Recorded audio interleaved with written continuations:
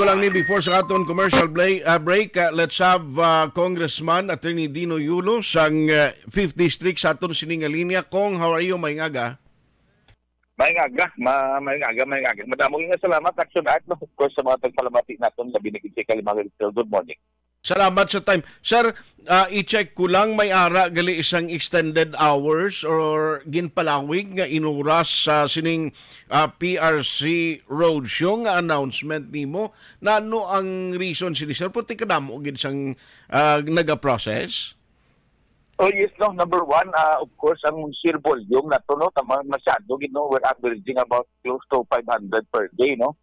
And then, nakita namon, ang ano ba lang aton mga nag-obra sa mga opisina, i-finish at 5 o'clock in the afternoon, so ma-travel pa sila. So we extended ang aton service hours until 7 sa gabi. Okay.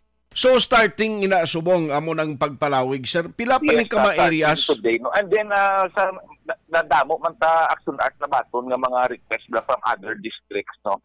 Kaya ini sa exclusive to the fifth, no? Or at least dira ka nag-obra sa fifth. By this afternoon, ma-meeting kami, no? We hope na we can expand the accommodation sa iban. So, ipamalon ka muna dayon the moment we will be accepting non-district I see. Mga licenses. So, butang balon ang primero, kahit exclusive lang ni para sa taga 5th District. Until when ganining roadshow nila nga intended na sa inyo, sir? Ara sila da Action Art since Monday, no? So we're now on our third day, and then by tomorrow, subong ara kita sa Isabela, no?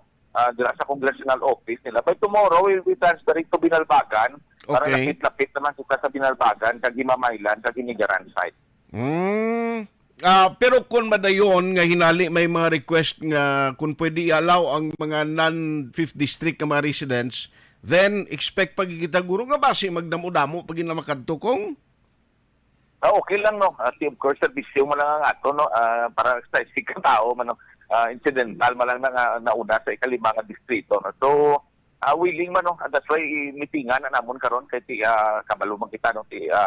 Kapoy man, no? Pero ang ang bayad no ba baylo ti serbisyo ti amo nang aton kinatindugan kag petisyon amo man para sa PRC.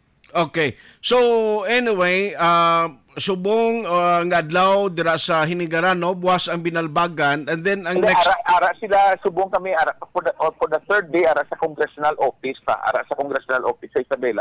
Tomorrow we will transfer to Binalbagan, that is for Thursday and Friday, para mas lapit para sa adjoining areas which are Himamaylan and Hinigaran.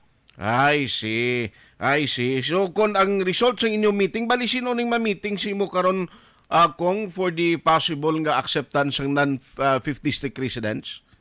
Ang PRC, no? PRC Iloilo, and then ang RD subong ang head sa atong team nga ara na sila yung subong sa district naton temporary hold office, no?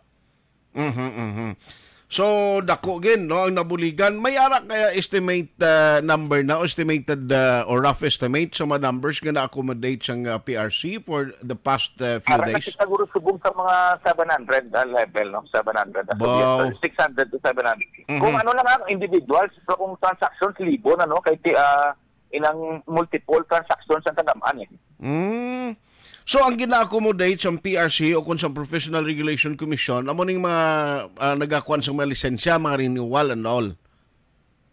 So pareho sa lisensya kaya hindi ka na magulat. Ang lisensya mo pag apply mo sa in approximately 2 hours you will get your license. Ay ka very good. No so sa sigano makadto ka pa tuod dito sa may Iloilo? Ang aton man lang sini MK, you will save at least 3,000 pesos. Aha.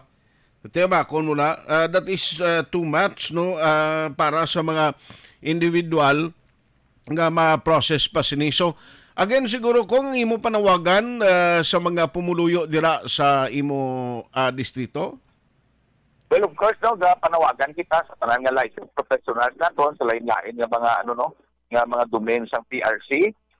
Ara kita subong sa Isabela, we will continue to serve you for the third straight day. May ara kita renewal ng license, change of status, application for board exam, authentication ng documents, mga renewals. So ara, the whole full service of PRC arada. So most welcome kamo. And just for today, to accommodate pagin more, we will be serving you until 7 o'clock in the evening.